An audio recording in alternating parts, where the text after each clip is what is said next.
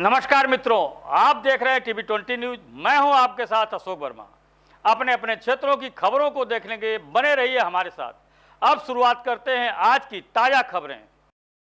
देश में कई सियासी पार्टियों के लिए राजनीतिक रूप से परेशान करने वाले एआईएमआईएम के राष्ट्रीय अध्यक्ष असदुद्दीन ओवैसी शनिवार को आजमगढ़ जिले में प्रगतिशील समाजवादी पार्टी के अध्यक्ष शिवपाल सिंह यादव के साथ बैठक किए। वैसे दोनों नेता एआईएमआईएम के प्रदेश अध्यक्ष शौकत अली की पोत्री में शरीक होने के लिए पहुंचे थे, लेकिन दोनों नेताओं के बीच प्रदेश की राजनीतिक पर भी चर्चा हुई। इस दौरान प्रसपा के राष्ट्रीय अध्यक्ष शिवपाल सिंह यादव ने भी साफ किया कि उनकी बैठक ओवैसी के साथ हुई है। उन्होंने कहा कि भाजपा को उखाड़ फेंकने के लिए समाजवादी परिवार को एकजुट होने की जरूरत है। शनिवार को देर शाम मामले में पहुंचे प्रसपा अध्यक्ष शिवपाल यादव और एआईएमआईएम के राष्ट्रीय अध्यक्ष असदुद्दीन ओवैसी एआईएम की पुत्री की शादी में शरीक हुए। इस दौरान दोनों नेताओं के बीच मुलाकात भी हुई। इस दौरान उन्होंने प्रसपा अध्यक्ष शिवपाल सिंह यादव ने कहा कि वे शादी समारोह में आए हैं, लेकिन उनकी एआईएमआईएम के अध्यक्ष के साथ बैठक हुई है। वे पहले भी कह चुके हैं कि समान विचारधारा और सभी धर्मनिरपेक्ष शक्तियों के लोग देश और प्रदेश से उखाड़ फेंकने काम करेंगे। उन्होंने कहा कि वर्ष 2022 चुनाव में भारतीय जनता पार्टी को हराने के लिए समाजवादी परिवार की एकजुट होने की जरूरत है। क्या कुछ कहा, सुनवाते हैं। तो गेट छोड़ दो, गेट। सर, ओवैसी साहब से आज मुलाकात हुई, क्या लगता है 2022 के चुनाव में उससे गठबंधन है आपका? देखिए, मैं तो शौकत भाई की बेटी की शादी में आया हूँ। हमारी भेंट जरूर हुई है और हम तो पहले भी बोल चुका हूँ, समान विचारधारा के लोग और सभी धर्मनिरपेक्ष शक्तियाँ जितनी भी हैं, हम सबको इकट्ठा करके भारतीय जनता पार्टी को देश और प्रदेश से उखाड़ फेंकना चाहते हैं। 22 में क्या परिवारवादी फिर से एक बार एक होगा? मैं तो चाहता हूँ परिवार भी हो, पूरा समाजवादी परिवार एक हो और समान विचारधारा के सभी लोग इकट्ठे हों और ज़रूरत भी है समय। भारतीय जनता पार्टी को हटाने के लिए ज़रूरत है। अब अखिलेश समझे, अखिलेश से भी मैंने कहा सबको इकट्ठा करो, हमको भी भाई अलायंस कर लो। विलय तो नहीं करेंगे, अलायंस कर लेंगे। अपर्णा जी के चंदे को लेकर के फिर से परिवार में स्काउटिंग के जन्मदाता Robert Stephenson Smyth Baden Powell का जन्मदिन चिंतन दिवस एवं उनकी पत्नी miss Olave St Clair Soames का जन्मदिन सेवा दिवस के रूप में मनाया जाएगा। उक्त कार्यक्रम जिला संस्था स्काउट गाइड जनपद आजमगढ़ के तत्वाधान में पूर्व माध्यमिक विद्यालय जाफरपुर पलानी आजमगढ़ में प्रातः 8:30 बजे सर्वधर्म प्रार्थना से प्रारंभ होगा और उसके पश्चात स्काउट गाइड प्रार्थना एवं अन्य कार्यक्रम आयोजित होंगे। इसमें जनपद के सभी स्काउट मास्टर, गाइड, कैप्टन सहित सभी स्काउट गाइड के पदाधिकारियों की उपस्थिति अनिवार्य है। शुभेच्छु Dinesh Singh, leader trainer scout, जिला स्काउट मास्टर आजमगढ़ ने अनुरोध किया है कि आप सभी समय से उपस्थित होने का कष्ट करें।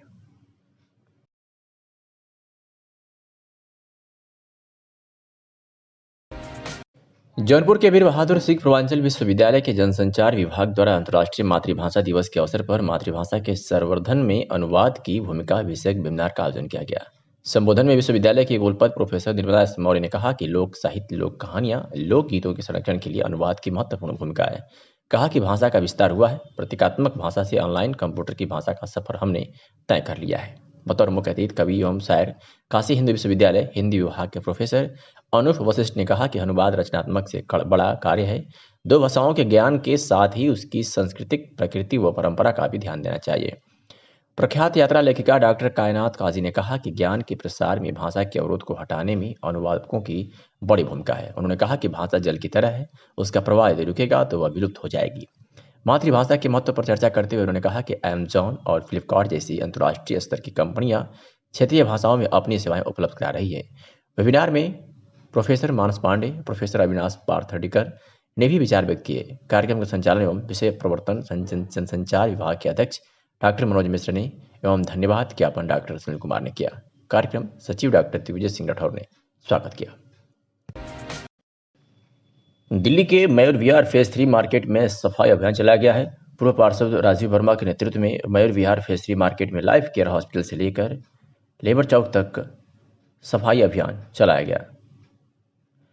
आपको बता दें कि मयूर विहार फेज 3 मार्केट में लाइफ केयर हॉस्पिटल के लेबर चौक तक सफाई अभियान चलाया गया। पूर्व पार्षद Rajiv Verma federation of all RWA Mayur Vihar phase 3 के नेतृत्व में आज सफाई अभियान चला गया। राजीव वर्मा ने कहा कि आप सभी लोगों के सहयोग से यह कार्यक्रम सफल हुआ है। हम इसी तरह से आगे भी इस तरह के कार्य करते रहेंगे। इस समय हमारे भी पूर्व निगम पार्षद राजीव वर्मा जी हुए, आइए इनसे पूछते हैं कि इनका सफाई का क्या उद्देश्य है। आज जो आपने सबको लेकर के RWA की समिति के साथ ये कार्य किया है, ये क्या संदेश देना चाहते हैं आप?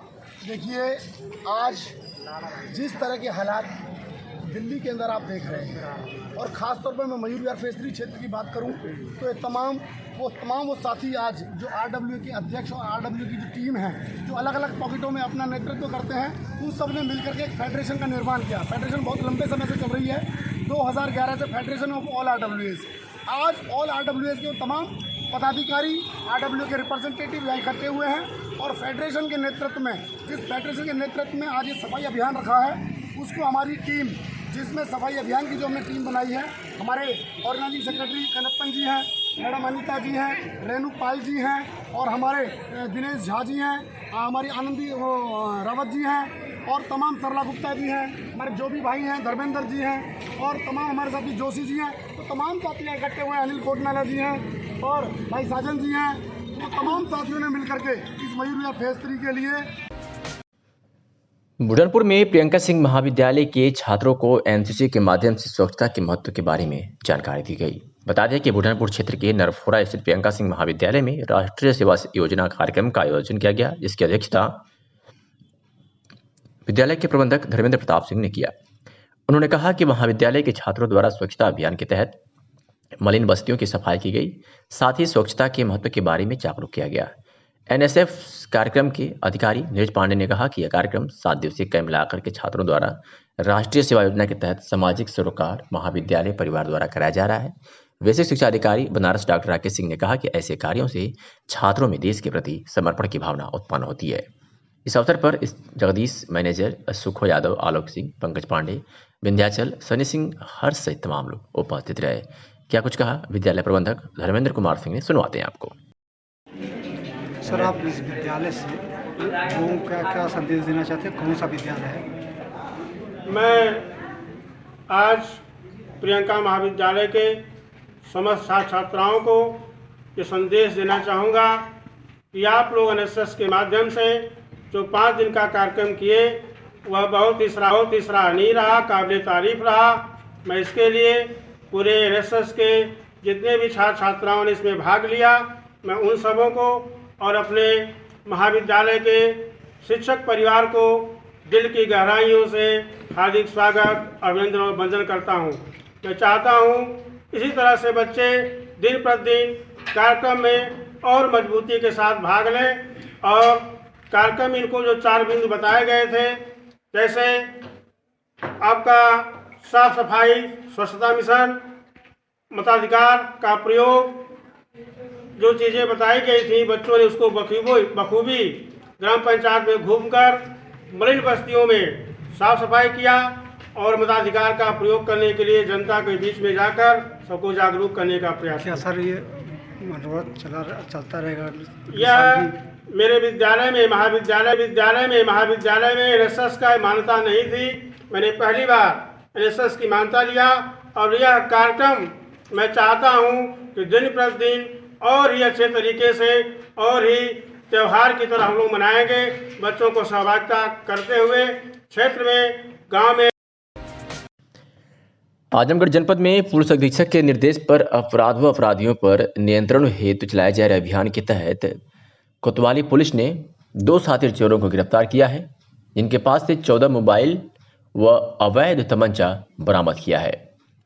आपको बता दें कि कुंवर राजेश सिंह निवासी अरबंसपुर थाना सिधारी जनपद आजमगढ़ द्वारा थाना कोतवाली पर शिकायत दर्ज कराई गई थी कि 19 फरवरी को एक लड़के ने भीड़ भाड़ का फायदा उठाकर मेरे जेब से मेरा पर्स और मेरा मोबाइल निकाल कर भाग गया, जिसके संबंध में स्थानीय थाने पर मुकदमा पंजीकृत किया गया और विवेचना प्रारंभ की गई। इसी बीच मुखबिर की सूचना पर आज कोतवाली पुलिस ने प्रभारी निरीक्षक के गुप्ता के नेतृत्व में चोरों को गिरफ्तार कर लिया है। इस बाबत क्या कुछ कहा है SP आजमगढ़ ने, आपको सुनवाते हैं। देखिए, आज सुबह एक सूचना प्राप्त हुई थी, रात्रि में कुछ शरारती तत्वों द्वारा बाबा साहब अम्बेडकर की जो मूर्ति है गौरी नारायणपुर में, वो बाहर एक स्कूल बना होता, उसके अहाते में सुनसान जगह में मूर्ति थी, वहाँ एक उनकी हाथ को क्षतिग्रस्त कर दिया, चश्मे को क्षतिग्रस्त किया है। वहाँ पर तत्काल मौके पर पहुँचे और मूर्ति जो बाबा साहब की जो प्रतिमा थी उसे ठीक कराने का कार्य किया जा रहा है। और जो दोषी व्यक्ति हैं उनमें से कुछ संदिग्ध लोग जिनके बारे में बताया गया है कि पहले कल भी बात वहाँ पर आसपास काम कर रहे थे, उनसे लड़ाई झगड़ा हुआ था, तो उन लोगों को पूछताछ के लिए हिरासत में लिया गया है। मुकदमा पंजीकृत कर कार्रवाई की जा रही है और कोई कानून व्यवस्था की कोई समस्या नहीं। आजमगढ़ जनपद के कंधरापुर थाना क्षेत्र के गांव गौरी नारायणपुर में बाबा साहब भीमराव अंबेडकर की मूर्ति को कुछ मनगढ़ किस्म के लोगों ने क्षतिग्रस्त कर दिया। उसको लेकर के पूरे गांव के लोग इकट्ठा हो गए। उसके बाद शासन प्रशासन के लोग एसडीएम सगड़ी, तहसीलदार सगड़ी, सीओ सगड़ी और थानाध्यक्ष कंधरापुर मौके पर पहुंचे और उन लोगों के आश्वासन पर सभी गाँव वाले शांत हुए। लालजीत यादव क्रांतिकारी ने कहा कि हम उन लोगों के ऊपर कार्रवाई की मांग करते हैं जिन लोगों ने बाबा साहब की मूर्ति को क्षतिग्रस्त किया है और यह घटना तीसरी बार हुई है। इस पर जल्द से जल्द जांच करके जो भी ऐसी हरकत किया है उसके ऊपर विधिक कार्रवाई जल्द से जल्द किया जाए, नहीं तो हम ग्रामवासी चुप नहीं बैठेंगे, इस बार आंदोलन के लिए बाध्य होंगे। तो वहीं एसपी आजमगढ़ ने कहा कि बाबा साहब की मूर्ति को ठीक कराया जा रहा है और कुछ लोगों को हिरासत में लेकर पूछताछ की जा रही है। जो भी तथ्य पूछताछ में सामने आएंगे उसके आधार पर कार्रवाई की जाएगी और इस तरह की हरकत करने वाले को बख्शा नहीं जाएगा। क्या कुछ कहा एसपी आजमगढ़ ने, आपको सुनवाते हैं। मेरा नाम लालजीत यादव क्रांतिकारी समाजवादी जनसभा पूर्व प्रदेश कार्यकारी सदस्य हूँ। आज हम लोग गौरी नारायणपुर में बाबा साहब भीमराव अंबेडकर जी की मूर्ति लगाई गई थी। आज कुछ मनुवादी सोच के लोग, कुछ हरमपना करने वाले लोग आज बाबा साहब की मूर्ति को जो है कि क्षतिग्रस्त कर दिए हैं। आज उसको लेकर के जो है कि सभी गांव के लोग इकट्ठा हुए हैं, इसका विरोध कर रहे थे और यहाँ पे एसडीएम, एससीओ और एसओ कंधरापुर और पुलिस प्रशासन, तहसीलदार सभी लोग आए हैं। हम लोगों को आश्वासन दिए हैं कि इसकी फिंगरप्रिंट ले ली गई है। यहाँ पे बहुत से लोग जुटे हुए हैं, पार्टी के सभी पार्टी के लोग जुटे हुए हैं। हम लोग ये मांग करते हैं कि जल्दी से जल्द ये जो भी ऐसी हरकत किया है, बाबा साहब भीमराव अंबेडकर जी की मूर्ति को क्षतिग्रस्त किया है, तोड़ा है, उसके ऊपर विधिक कार्रवाई जल्द से जल्द की जाए, नहीं तो हम लोग इसके लिए वृहद आंदोलन करने के लिए मांग करेंगे। ये सिर्फ आश्वासन हमेशा मिल जा रहा है। ये लोग प्रशासन तीन बार तोड़ चुके हैं गौरी नारायणपुर में यह मूर्ति। हम लोग इसकी मांग करते हैं कि जल्द से जल्द यह मूर्ति जो है कि ये प्रशासन लोग लग करके जो भी इसमें दोषी हैं उनके खिलाफ कार्रवाई की जाए। देखिए, आज सुबह एक सूचना प्राप्त हुई थी कि रात्रि में कुछ शरारती तत्वों द्वारा बाबा साहब अम्बेडकर की जो मूर्ति है गौरी नारायणपुर में, वो बाहर एक स्कूल बना होता है उसके अहाते में सुनसान जगह में मूर्ति थी, वहाँ एक उनकी हाथ को क्षतिग्रस्त कर दिया, चश्मे को क्षतिग्रस्त किया है। वहाँ पर तत्काल मौके पर पहुँचे और मूर्ति जो बाबा साहब की जो प्रतिमा थी उसे ठीक कराने का कार्य किया जा रहा है। और जो दोषी व्यक्ति हैं उनमें से कुछ संदिग्ध लोग जिनके बारे में बताया गया है कि पहले कल भी बात वहाँ पर आसपास काम कर रहे थे, उनसे लड़ाई झगड़ा हुआ था, तो उन लोगों को पूछताछ के लिए हिरासत में लिया गया है। मुकदमा पंजीकृत कर कार्रवाई की जा रही है और कोई कानून व्यवस्था की कोई समस्या नहीं। बुढ़नपुर की विकास खंड कोयलसा के बनकट जगदीश ग्राम सभा के अखिल भारत हिंदू महासभा के मंडल अध्यक्ष विनीत रंजन द्वारा विगत वर्ष की बात इस वर्ष भी ग्राम सभा बनकट जगदीश में 7 दिवसीय राम कथा का आयोजन किया गया है। इसकी आज कलश यात्रा निकाली गई। कलश यात्रा बनकट जगदीश गांव से देवरपुर बाजार होते हुए शमशेरपुर, जलालपुर, महाबोलपट्टी आसपास के गांव में होते हुए पुणे देवरपुर से ग्राम सभा बनकट जगदीश गांव की परिक्रमा करते हुए गांव के डी महाकाली मंदिर पर पहुंची। कलश यात्रा में लगभग 500 श्रद्धालुओं ने बड़ी आस्था लगन के साथ श्रद्धालुओं द्वारा लगभग 5 किलोमीटर की दूरी भगवान श्री राम की जयकारा लगाते हुए, गीत लगाते हुए, राम का कीर्तन भजन गाते हुए राम कथा स्थल पर पहुंचकर अपना संकल्प पूरा किया। आपको बता दें कि आयोजक विनीत रंजन ने बताया कि 21 फरवरी से लेकर 27 फरवरी तक प्रतिदिन सायंकाल 6 बजे इस कथावाचक महामंडेश्वर कौशिक व व्यास जी महाराज द्वारा भगवान राम की कथा का पाठ किया जाएगा। उसके तत्पश्चात 28 फरवरी को भंडारे का आयोजन किया जाएगा।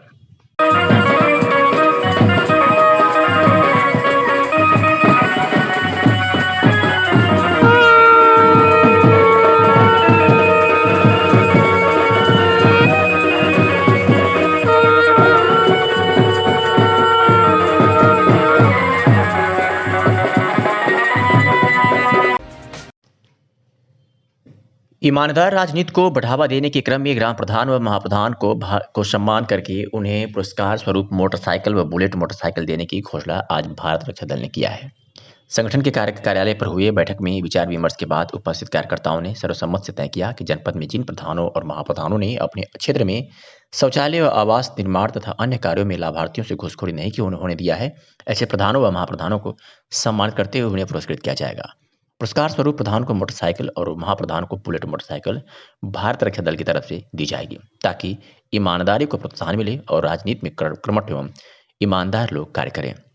बैठक को संबोधित करते हुए भारत रक्षा दल के प्रदेश अध्यक्ष हरकीश विक्रम श्रीवास्तव ने कहा कि जो अच्छा काम कर रहा है उसे सम्मान व पुरस्कार मिलना भी चाहिए।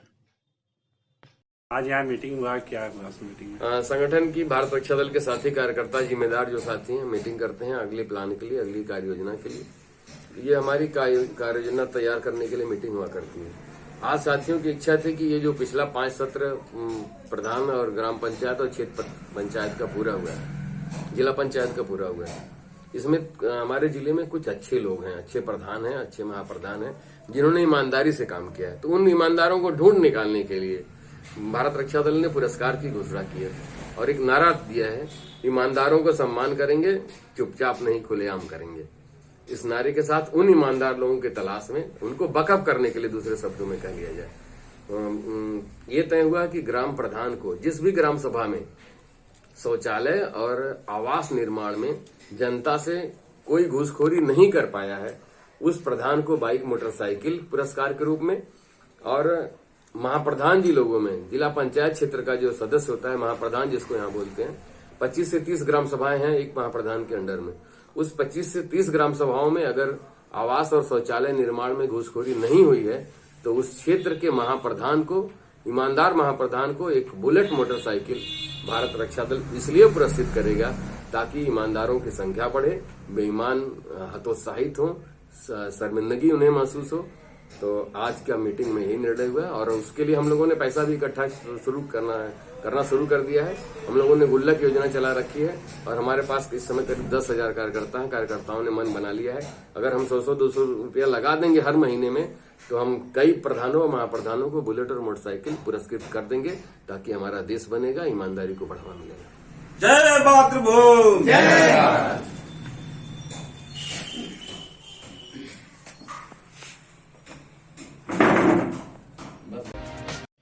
हिंदी और भोजपुरी भाषा नई भावों की अभिव्यक्ति है। पूरे विश्व में 6,900 भाषाएं बोली जाती है, जिसमें 42 करोड़ 2 लाख लोगों की मातृभाषा हिंदी है, यानी 4.46% लोग सिर्फ हिंदी बोलते हैं। अन्य भाषाओं के बीच हिंदी दूसरी भाषा के रूप में लोकप्रिय है। भारत में 1,652 भाषाएं बोली जाती हैं। फिलहाल 1,365 भाषाएं हैं, जिसका क्षेत्रीय आधार अलग अलग है। अंतर्राष्ट्रीय भोजपुरी संगम के संयोजक पूर्वांचल के भोजपुरी लोक कला संरक्षक अरविंद चित्रवांश ने कहा कि भोजपुरी सिर्फ एक भाषा ही नहीं, भावों का भंडार है। यह विचार भी है और संस्कार भी। यह माँ की रसोई में भी है तो कहानी सम्राट मुंशी प्रेमचंद के हीरो के खलिहान में भी। यह तपस्वी गोरखनाथ की योग क्रिया की संप्रेषण शक्ति है तो महेंद्र मिश्र की पूर्विया तान भी। इसमें भिखारी ठाकुर के विदेशिया की वीरा वेदना है तो कबीर की चेतना का ताना बाना भी है। यह मोती बीए की महुआबारी की बहार भी है तो अरविंद चित्रांश द्वारा लिखित और निर्देशित लोकनाट्य बिटिया की विदाई में संस्कार गीतों और पारंपरिक लोक दोनों की मर्यादा है। हमें गर्व है कि आज हमारी भोजपुरी मातृभाषा कला साहित्य के माध्यम से हमारे आंगन, खेत खलियान, कछार मैदान से निकलकर फिजी, सुरीनाम, मॉरिशस की गलियों में अपनी पहचान बनाई हुई है। भोजपुरिया जवान देश विदेश में जहाँ भी गए हैं अपनी माटी की सुगंध, संस्कृति लेकर गए हैं। अब भोजपुरी वस्तुतः विश्वव्यापी हो गई है। भोजपुरी का हृदय इतना विशाल और उदार है कि तमाम संस्कृतियों को आत्मसात कर लेती है। झारखंड के पूर्व मुख्यमंत्री श्री रघुवर दास द्वारा बतौर मुख्यमंत्री भोजपुरी को द्वितीय राजभाषा का दर्जा देकर इसके प्रचार प्रसार और विकास में अपना योगदान देकर उत्तर प्रदेश, बिहार के लिए एक रास्ता खोल दिया है। इसलिए हम सभी पूर्वांचलवासी भोजपुरी एकेडमी उत्तर प्रदेश की मांग सरकार से करते हैं। नमस्कार, प्रणाम। हम विजय यादव बागी, भोजपुरी हिंदी गायक, आप सभी देशवासियों के अंतर्राष्ट्रीय मातृभाषा दिवस का हार्दिक बधाई, ढेर सारी शुभकामना। क्योंकि मातृभाषा दिवस है अपन मातृभाषा हमने के भोजपुरी है। और बहुत ही सुनहरा मौसम, बहुत ही सुनहरा मौसम होली का होला, फागुन का होला, फगुनाटा का होला। चूँकि हम काशी में हैं, बाबा भोलेनाथ के नगरी में हैं, तो भोजपुरी में बाबा भोलेनाथ के होली गीत आशीर्वाद आप सबके चाहिए। होली खेले महादेव काशी में गंगा जी के तीरे, होली खेले महादेव काशी में गंगा जी के तीरे, होली खेले महादेव, होली खेले हो, होली खेले महादेव, होली खेले महादेव काशी में गंगा जी के तीरे। और काशी में गंगा जी के तीरे बाबा भोलेनाथ के संगे ब्रज भाषा ब्रज दुलारे कन्हैया भी राधा संगे काशी में आगनी। कैसे? अरे ब्रज के दुलारा कान्हा खेलता रे संगे, और संकट मोचन भइले देखा रंगे हो रंगे। ब्रज के दुलारा कान्हा खेलता रे संगे, संकट मोचन हनुमान भइले रंगे रंगे। ढोलक ठोकस ब्रह्मा देव हो, अरे ढोलक ठोके ब्रह्मा देव काशी में गंगा जी के तीरे, होली खेले महादेव काशी में गंगा जी के तीरे। आप सबके फिर से सादर नमस्कार। अंतर्राष्ट्रीय मातृभाषा दिवस के हार्दिक बधाई। हर हर। आजमगढ़ की अतरबे से खबर है, जहां क्षेत्र में बन रहे गोरखपुर लिंक एक्सप्रेसवे के निर्माण के लिए क्षेत्र के अकबेलपुर, कुरहरपुर, हैदरपुर, खास गणपतपुर, गदनपुर, गोरथानी आदि गांव के किसानों ने जो अपनी जमीन की रजिस्ट्री नहीं की थी, एवं बाद में प्रशासन द्वारा अधिग्रहण की कार्रवाई शुरू हो गई। इस पर प्रशासन द्वारा किसानों को कुछ समय भी दिया गया था कि मुआवजा मिलने के बाद जमीन अधिग्रहण किया जाएगा। क्षेत्र के तमाम किसान जिनको अधिग्रहण की कार्रवाई के बाद भी अब तक अधिग्रहित हो रही जमीन का मुआवजा प्राप्त नहीं हो सका, फिर भी आज सुबह प्रशासन ने बर्बरता दिखाते हुए सड़क निर्माण करने वाली कंपनी से किसानों की फसल को रौंदने की कार्रवाई शुरू करा दी। अपनी खड़ी फसल को बर्बाद होते देख कुछ किसान मौके पर पहुंचकर प्रशासन से इस बात का विरोध जताने लगे, तो वहां पर मौजूद प्रशासनिक एवं पुलिस अधिकारियों के इशारे पर मौजूद पुलिस और पीएसी के जवानों ने किसानों पर लाठीचार्ज कर दिया। इससे क्षेत्र के स्थानीय लोगों में शासन और प्रशासन के प्रति काफी गुस्सा दिखाई पड़ रहा था। किसानों का कहना था कि खेत में खड़ी सरसों एवं गेहूं की फसल लगभग 1 महीने में तैयार हो जाती, उसके बाद प्रशासन द्वारा जमीन अधिग्रहण कर लिया जाता, तब तक हम लोगों को जमीन का मुआवजा भी मिल जाता, जबकि प्रशासन तानाशाही रवैया अख्तियार किया हुआ है और किसानों की बात सुनने के लिए तैयार नहीं है। इस कार्रवाई के संदर्भ में अपर जिलाधिकारी प्रशासन नरेंद्र सिंह ने कुछ भी बताने से इनकार किया। आइए आपको सुनाते हैं राम प्यारे और किसानों ने क्या कुछ कहा। आप लोग की क्या मांगे थी कि प्रशासन ने आप लोग को हमला किया? हमारी किसानों की 2-3 मांगे थी। एक मांग ये थी कि जो बजट हुआ था पिछली बार, किसी का कम है, ले रहे हैं ज़्यादा, ये मांग थी कि उसको गजट करा दें। दूसरी मांग थी कि हमारा जो पैसा है वो पैसा दे दें, तब हमारे फसल को नष्ट करें या कब्जा करें। तीसरी मांग थी कि कुछ फसलें जैसे सरसों थी 2 दिन में, 5 दिन में, 1 हफ्ता में हो जाती, जो कि देश हित की बात है। उसको कहा गया, यही मांग लेकर के किसान गए थे कि हमारा पैसा दिलवा दीजिए, जो ज़मीनें नहीं गजट हुई उनको गजट करा दीजिए, और जो फसलें 1 हफ्ते के अंदर हो सकती हैं उसको छोड़ दीजिए, हम काट लेंगे। इसी पर पुलिस वाले, शासन प्रशासन के लोग किसानों को दौड़ा कर बुरी तरह मारे।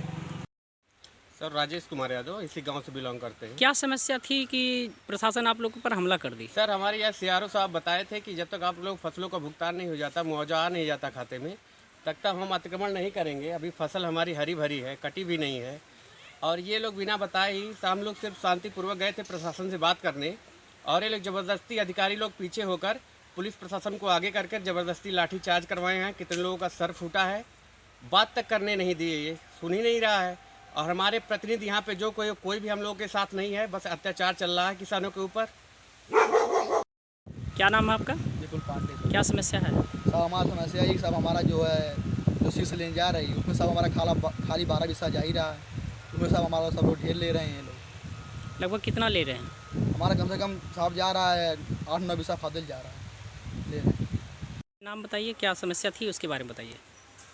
मेरा नाम पवन यादव है। हम लोग वहाँ पर खड़े थे, ना किसी से बात हुई। PSC वाले आए, चढ़ाटी आया, उसके बाद लाठी बरसाने शुरू कर दी। न किसी की बात सुनी, मारते चले गए। हम कुछ लोगों का पार फूट गया, हाथ पैर में घा लग गए। और ये खबर आजमगढ़ के रानी की सराय से है, जहां आजमगढ़ प्रयागराज मार्ग चौड़ीकरण का काम चल रहा है। NH के साथ ही स्टेट हाईवे के चल रहे निर्माण कार्य में रविवार को लोक निर्माण विभाग ने STM सदर पुलिस बल के साथ रानी की सराय बाजार में अतिक्रमण को हटाया। अतिक्रमण की जद में आए भवनों को मशीनों ने धराशायी कर दिया। लोग अपने टूटते आशियाने को देखते रहे, रूट डाइवर्ट भी रहा। इस दौरान लोग कुछ कहना भी चाहते थे। प्रशासन की तीव्र देख सहम गए। देर शाम तक अभियान चला और हड़कंप मचा रहा। तो ये खबर आने की सराय से, जहां प्रशासन का आज बुलडोजर गरजा है और अतिक्रमण हटाए गए।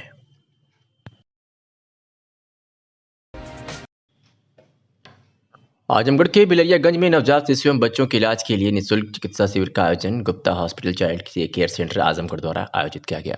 कार्यक्रम का शुभारंभ नवजात शिशु एवं बाल रोग विशेषज्ञ डॉक्टर रोहित गुप्ता एवं कार्यक्रम के आयोजक रत्नेश्वर गौतम द्वारा संयुक्त रूप से किया गया।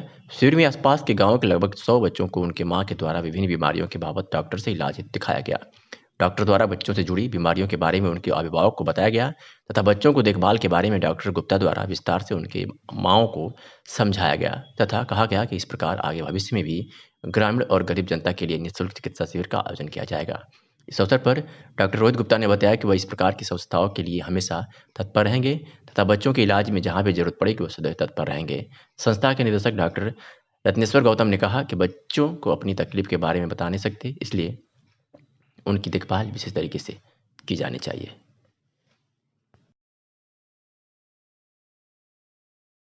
अच्छा लगा। जैसे मैडम आप कहाँ से आई हैं? जी हम आए हैं छावनी पर से, डिप्टी की छावनी से। तो मैम आप उतनी दूर से चल के आई, तो क्या डॉक्टर साहब को दिखा के संतुष्ट हैं आप? जी। तो अब जो डॉक्टर साहब आपके बच्चे के बारे में बताया तो उससे आप संतुष्ट हुई हैं? जी, अच्छे से समझाए हैं डॉक्टर साहब आपके बच्चे को अच्छे से बताए। बीमारी से बच बचाव के बारे में बताए हैं, वो आप उससे संतुष्ट हैं? जी ठीक। हाँ सर, ये बिलरियागंज में निःशुल्क चिकित्सा शिविर आयोजन किया गया है। ये कैंप किसके द्वारा आयोजित किया गया है?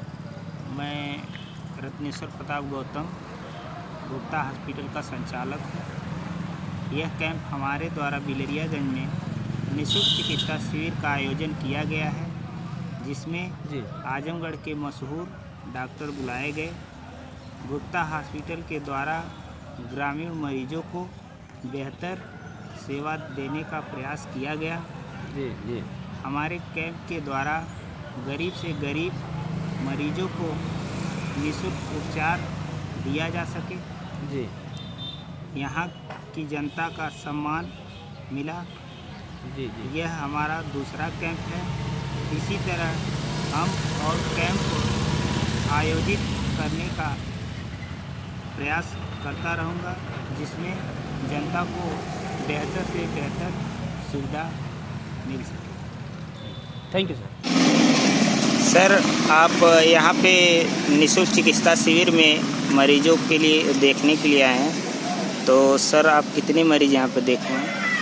आज यहाँ 21 फरवरी 2021 को मैं निःशुल्क चिकित्सा शिविर में बुलाया गया हूँ और अभी तक मैंने यहाँ पे 35 से लेकर के 40 मरीज को देख चुका हूँ।